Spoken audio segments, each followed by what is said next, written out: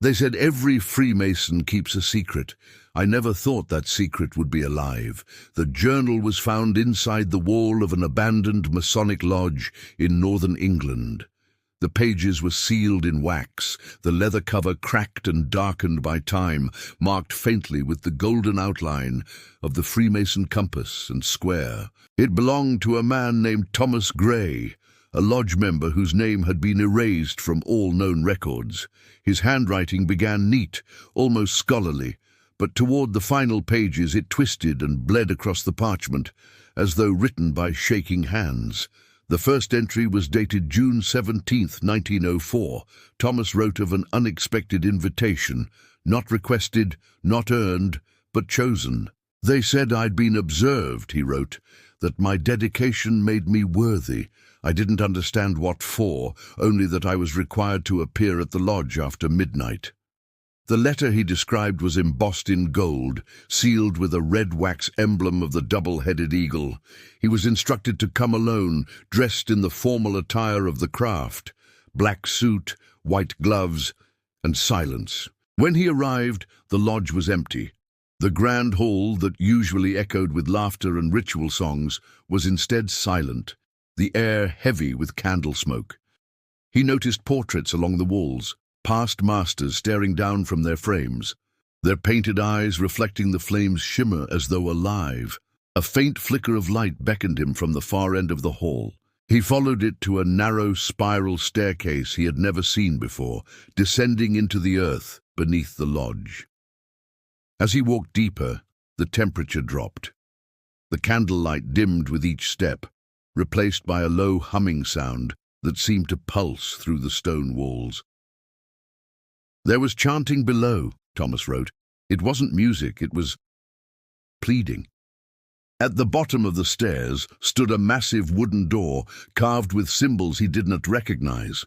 The hinges groaned as it opened on their own, revealing a single chamber, faintly glowing from a lone candle in its center. The walls weren't stone. They were made entirely of black mirrors. He was told to sit in the chair before the candle. A hooded figure whispered behind him, "Before you see the light, you must see yourself." Then the candle was blown out. Thomas wrote that in the darkness he saw movement. His reflection was still visible in the mirror, even though there was no light. It was breathing, watching, and when he blinked, it smiled. He tried to stand, but the air grew thick and heavy, pressing down on him until a whisper slipped into his head, not from the man behind him, but from somewhere inside. The voice called itself the Keeper, telling him his oath was sealed the moment he accepted the invitation. When the candle reignited, every hooded man was gone. He was alone, but the reflection was still smiling. The following entries read calmer, as though he was trying to reason with himself. He described the usual Masonic rituals, the brotherhood, the shared meals and oaths. But soon a subtle dread began to creep into his writing. "They keep talking about ascension," he wrote, "that every degree unlocks a new piece of truth, but I've seen what happens to the ones who ascend. Their eyes fade, their voices deepen, as if they're speaking from inside a well." He mentioned another room hidden behind the main hall, a place he called the second chamber. Only those selected for what they called the true work could enter. He described its walls lined with golden geometric veins that pulsed faintly in rhythm with the heartbeat of the men inside. "It's like the building itself breathes," he wrote. "The light responds to us. Every chant, every prayer, the gold glows brighter as if it's feeding." As the pages went on, his sense of time began to unravel. Days vanished between entries. The clock in the hall had stopped, yet the candles never burned out. "We were told never to question time," he wrote. "It belongs to the great architect, not to man." One night, Thomas was called to something called the Rite of the Unveiling. He stood in the center of a chalk-drawn circle, while others surrounded him in silence. A golden triangle, hollow in the middle like an eye, was lowered from the ceiling. Light poured through it, blinding, pure, endless. "When it touched my face," he wrote, "I saw them, the shadows behind the light, the ones who built this order long before us." He tried to run, but the doors would not open.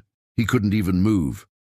"Something touched the back of my neck," the entry continues, "cold, wet and heavy, like a hand made of breath. Then everything went dark.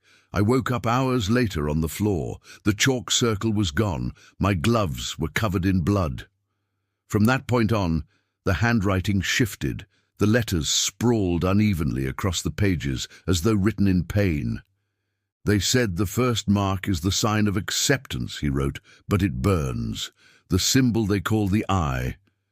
It's under my skin now. When I look in the mirror, it glows. I tried to wash it off, but the light only sank deeper." He ended that entry with a frantic warning. "If anyone finds this journal, do not trust the Freemasons. The light they seek isn't holy. It's hungry, and once it sees you, it never looks away."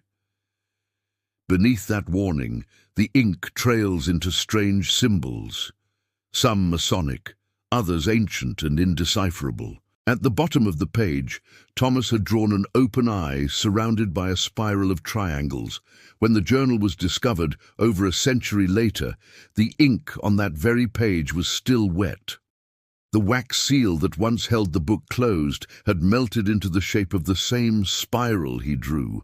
The explorers who found it claimed the page moved when they touched it, expanding slightly, as if taking a breath. It was in that moment they realized the journal wasn't just a confession, it was a vessel, and whatever Thomas Gray had written down had never stopped watching. When the explorers brought the journal home, they thought they had uncovered a forgotten relic, a piece of history buried beneath time and superstition. None of them noticed the faint warmth that radiated from the leather cover, or how the compass symbol on the front seemed to shimmer when touched by candlelight. They placed it on a desk in a cramped apartment, cluttered with recording equipment, books, and dust. That night, Elliot, the man who discovered it, decided to record himself reading it aloud for a small documentary he was planning. He pressed the red record button, his voice steady as he began. At first, everything sounded ordinary. But as he reached the section where Thomas Gray described the chamber of reflection, the candle beside him flickered violently, though the air was still. The microphone captured a strange undertone beneath Elliot's voice, something faint like breathing just behind him. He chuckled nervously, trying to play it off, but when he looked at his monitor, his reflection blinked after he did. Uneasy, he shut the screen off. For a brief second, the reflection stayed. In the following days, Elliot couldn't stop thinking about the journal. It had a pull, something that made him want to read more, even when it made his skin crawl. Each time he opened it, the ink looked different. Some pages seemed freshly written, the words darker, as though they'd been added in the night. On the third day, he noticed faint golden smudges on his fingertips after turning the pages. They glowed softly, pulsing in rhythm with his heartbeat. When he tried to wash them off, they didn't fade. That night, he reached a new entry. It was dated June 29th, 1904, about 2 weeks after Thomas Gray's initiation. The handwriting was more desperate, erratic, as though scrawled in fear. "They told me the keeper is pleased," Thomas wrote, "that I have been seen and accepted, but I can feel it in my bones. The light they worship is not warmth, it is hunger. Last night I heard something crawling behind the mirrors. It whispered my name backwards." Elliot felt his stomach twist. He read on. Thomas described being summoned again to the lodge, only this time the ritual was conducted without light. The men wore black hoods embroidered with silver thread, and in the center of the chamber stood a man encased in a geometric frame, a triangle within a circle, drawn in ash. "They said he had reached illumination," Thomas wrote, "but his skin was grey, and when he opened his mouth, smoke came out instead of breath." Thomas refused to kneel during the ceremony. The others surrounded him, placing their hands over his eyes as they began to chant louder and louder until everything went completely silent. "I woke outside the lodge," he continued, But the chant didn't stop. It's inside me now. Every sound I hear, footsteps, wind, even my own heartbeat, moves in its rhythm. Elliot stopped reading. The silence in the room was deafening. His pulse thudded in his ears, louder than before. When he turned toward the candle, he froze. The flame wasn't flickering. It was completely still, frozen mid-burn, as if time itself had stopped around it. He leaned forward and touched the wax. It was cold. Then behind him, the monitor blinked to life. His computer's file list had changed. The recording he had just made was gone, replaced by a new one titled Thomas Gray Listens, MP4. Elliot's breath caught. He hadn't written that name.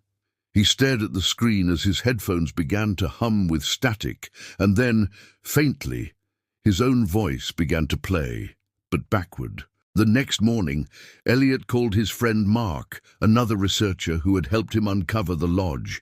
His voice was shaky, his tone exhausted. He told Mark that something was wrong with the book, that it was changing. Mark laughed, thinking it was stress or paranoia, and told him to bring it over so they could study it together. That night, they sat in Mark's dimly lit living room. The journal rested on the coffee table between them. Mark flipped through its pages until he found a section neither of them remembered. The ink looked wet. The date at the top read October 14th, 2025, that very day, and below it were two names written in elegant cursive, Elliot and Mark. "They have found my words," it read. "They have invited the light." Elliot's blood ran cold. The handwriting was identical to his own. Before either man could speak, the lights flickered and died. A low hum filled the apartment, vibrating through the floor.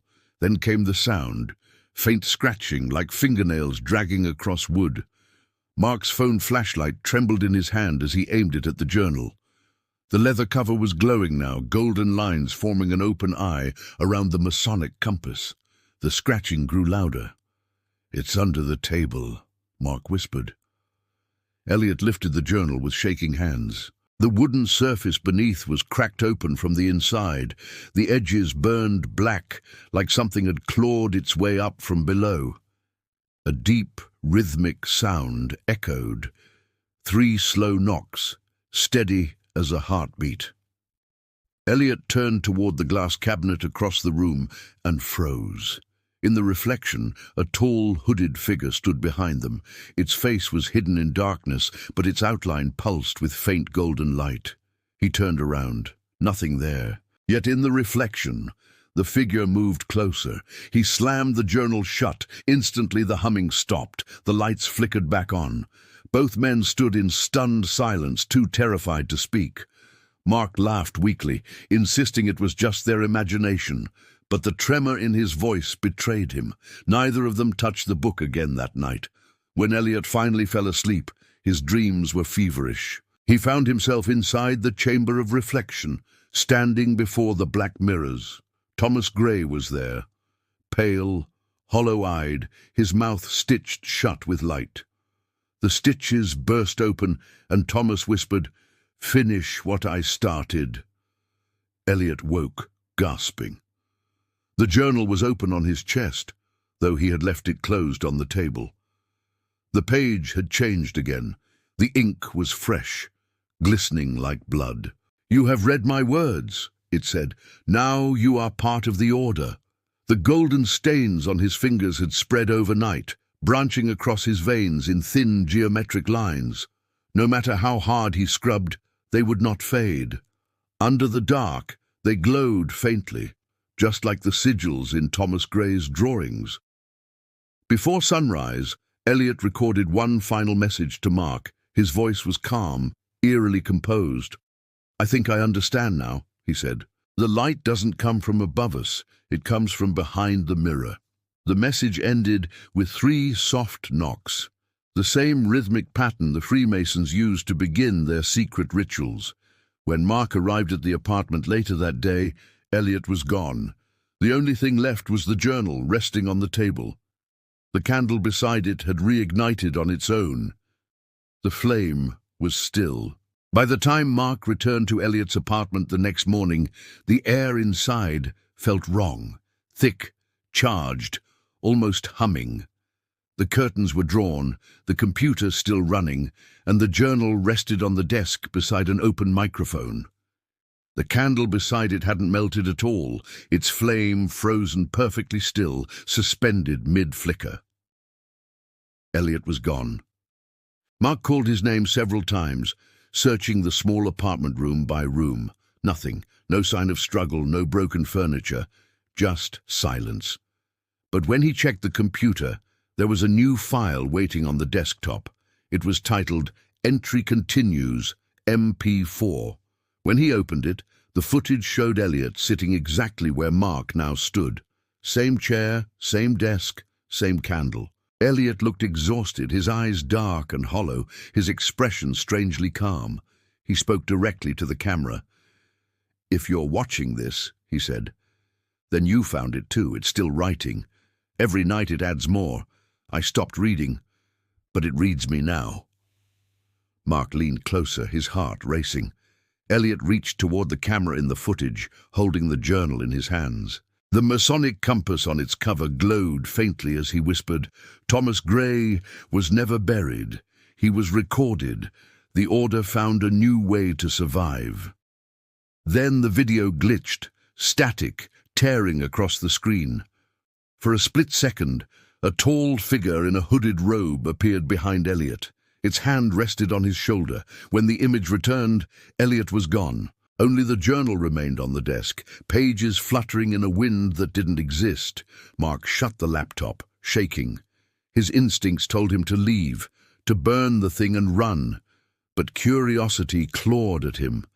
The journal was open to a page he didn't remember seeing before. The date was blank, the ink still drying. Across the top, a single line read, "To the one who listens next, your silence is acceptance." He slammed the book shut and stuffed it into his backpack, intending to take it to the authorities or maybe a historian who could identify it. But when he reached the street, every sound, footsteps, engines, voices, began echoing with the same rhythm as those 3 slow knocks. That night, Mark stayed at his friend Rachel's place. She was a sound engineer, someone who often helped Elliot edit his recordings. When Mark played her the final message, the one with Elliot's voice, she frowned. "There's something under it," she said, isolating the audio frequency. She turned up the volume, filtering out the background noise until a whisper emerged beneath Elliot's voice. It wasn't English. It was rhythmic, ancient, and unnervingly human.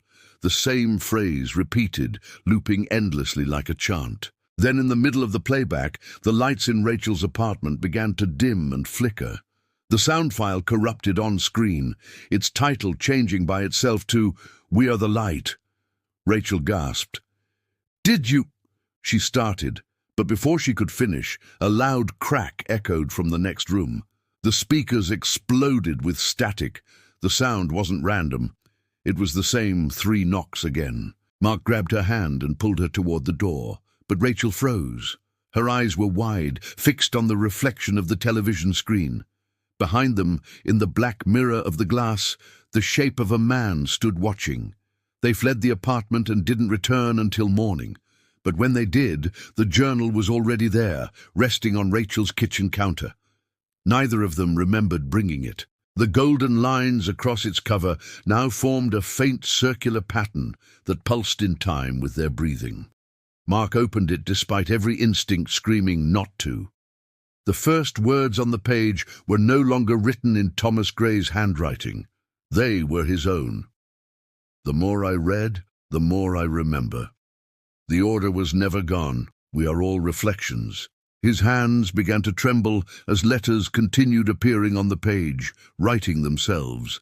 The ink formed sentences, describing exactly what he was doing, word for word. He looks down. He realizes too late that he's being read. Mark slammed it shut and backed away, shaking violently. Rachel was pale, whispering prayers under her breath. They both agreed to destroy it. They drove out of the city that afternoon, heading for a remote stretch of forest where they could burn the book. When they finally stopped, the sun was setting. Mark threw the journal onto the ground and doused it with lighter fluid. The flame caught quickly, orange and fierce, but the book didn't burn. It only glowed brighter, the gold symbols igniting like molten metal. The compass and square expanded, melting into the shape of a single golden eye that stared up from the fire. Rachel screamed as a deep hum filled the air, vibrating through the earth beneath their feet. Then, from within the blaze, a voice whispered, "You cannot destroy what is already written." The flames blew outward in a sudden burst, knocking them both to the ground. When the smoke cleared, the fire was gone, and so was the book. Only the scorched outline of its shape remained in the dirt. Back in the city that night, Rachel's phone began to buzz non-stop. Her email inbox filled with hundreds of messages from unknown senders, all with the same subject line, "The journal awaits." Each message contained a single attachment, an audio file named after her. When she played one, it was her own voice, whispering the same words Thomas Gray had written over a century ago. "Before you see the light, you must see yourself." Her phone went dark. The screen reflected her face, but just like Elliot's, the reflection blinked after she did.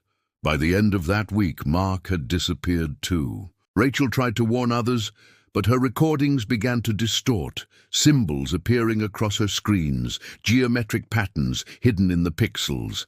Every platform she uploaded to displayed the same phrase in the description box: "The order returns." The journal was no longer a book. It had become a signal, a living ritual spreading through every word spoken, every image seen, every recording played. Some say if you listen closely to Eliot's final recording, you can still hear it, the voice of Thomas Gray whispering through the static. The mirror has opened again, and those who listen long enough start to see their own reflections smile back. By the time the Journal of a Freemason began circulating online, it was no longer just a story, it was a phenomenon. The files that Rachel and Elliot had once guarded now existed in countless forms: mirrored videos, re-uploaded audios, even screenshots of the journal's pages spreading across the internet like wildfire. Every platform that tried to delete them found the same result. The files would reappear under a different name, each time with a new whisper embedded deep in the background track. At first, it was subtle. People began reporting strange flickers on their screens when they watched the clips. Some claimed they could see an eye flash between frames, or that the reflection of their camera feed blinked when they didn't. Others said their speakers vibrated with a heartbeat-like hum when the videos ended, always 3 slow knocks, followed by silence. Those who listened for too long started hearing the whispers outside of their devices. Rachel went into hiding after Mark vanished. She had smashed her phone, deleted every copy of the files she had, and isolated herself in a motel 2 towns over. But no matter where she went, the same phrase kept appearing. On mirrors, frost, even the condensation on her window. "Before you see the light, you must see yourself." She stopped sleeping, terrified that she would dream of Thomas Gray. When she finally did close her eyes, she found herself back in the chamber of reflection. The black mirrors surrounded her, and in each one, her reflection mouthed the same silent words. Not a warning, but an invitation. "Join us." When she woke, the motel room was freezing. Her phone, which she had smashed the night before, sat charging on the nightstand, perfectly intact. On the screen was a new message with no sender. It read simply, "You are the next entry." The following day, dozens of online users reported a mysterious live stream that appeared across multiple social media platforms at the exact same time. The title was always the same: "The Order Returns, Live." Viewers claimed to see a dimly lit room with a single journal resting on a table, its cover glowing faintly gold. The camera occasionally flickered, And in those flashes, shadowy figures appeared behind the desk, hands raised in ritualistic patterns. The sound beneath the stream was not music, but a low chant that seemed to sync perfectly with the heartbeats of those watching. Then, at the 33rd minute mark, a voice spoke, calm, ancient, and unrecognizable. The mirror has opened again. The light of the architect calls its builders home. Thousands of viewers reported that their screens reflected their own rooms instead of the broadcast.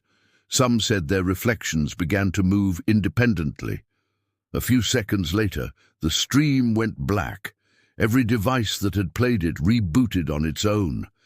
And on each screen, when the pixels returned, the compass and eye symbol of the Freemasons glowed faintly for a heartbeat before fading away. Rachel saw it too. She tried to warn the authorities, but when she reached the station, the officers looked at her with blank stares. The same golden shimmer traced faintly across their pupils. Every question she asked was answered with the same hollow phrase, "The order welcomes you." Panicking, she fled through the rain, clutching what she thought was her bag, only to realize she was carrying the journal. She swore she had left it in the motel. Its leather cover was warm against her chest, almost breathing. When she opened it, the pages flipped on their own until they landed on a new entry, dated that very night. Rachel has accepted her place. The reflection is ready. Her vision blurred. She dropped the book, but the letters kept writing themselves in the puddle at her feet, glowing gold beneath the rainwater. Her reflection in the puddle smiled back at her before whispering her name. Meanwhile, the effects of the recordings began spreading beyond control. Servers crashed. Entire archives of the footage vanished, only to reappear embedded in unrelated videos, news broadcasts, and advertisements. Cybersecurity experts couldn't explain how the files replicated themselves without code or origin. Some believed it was a coordinated hoax. Others began to notice that those who watched the footage for more than 33 seconds would later complain of seeing light where there was none. Across the world, reports poured in of people finding Masonic sigils carved into their mirrors overnight. In some homes, every reflective surface began to hum faintly in the dark. When scientists attempted to record the phenomenon, their equipment failed, but the static they captured, when reversed, contained a voice repeating, "We are the architects. The world is our temple." 3 weeks later, Rachel's motel room was found empty. On the mirror above the sink, written in condensation, were her final words, "The reflection isn't them, it's us." By then, the story of the Journal of a Freemason had become urban legend, a cautionary tale told in online forums and late-night podcasts. But for those who still had copies of the footage, something strange began to happen. Every 33 days, new content appeared in the folders, footage no one remembered recording. Each file contained the same setting, a dark room, a candle, and a voice whispering from behind the camera. "Do you see the light?" The final known upload appeared 1 year later on October 14th, exactly 1 year after Elliot vanished. It was a short clip titled "The 34th Entry." The video opened with static and then slowly revealed a room identical to the Chamber of Reflection, described by Thomas Gray. At the center sat a woman in a black robe, Rachel. Her eyes glowed faintly gold. She spoke softly, as if reciting from memory. "The great architect does not build with stone or steel. He builds with us. Each word spoken, each thought shared, adds to his design." The camera panned to show walls covered in mirrors, every reflection revealing different faces: Thomas, Elliot, Mark, countless others. Their mouths moved together, whispering the same phrase, "Once you read, you belong." Rachel lifted the journal, now completely covered in symbols that pulsed like veins. "We are the 34th degree," she said, "the light beyond the lodge." The screen flickered violently. A bright gold flash erupted, and for one frame, a massive eye filled the screen, open, burning, endless. Then, the feed cut to black. For hours afterward, viewers reported hearing faint knocking through their headphones, 3 slow beats, even when their devices were turned off. No one knows where the journal is now.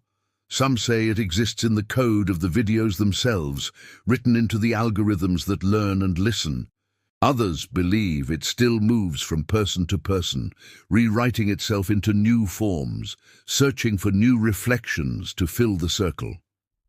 But if you've made it this far, if you've read these words and felt that pull in your chest, then perhaps it's already found you, because the truth is, the journal of a Freemason was never meant to be read. It was meant to be remembered. And once it remembers you, the light never lets go.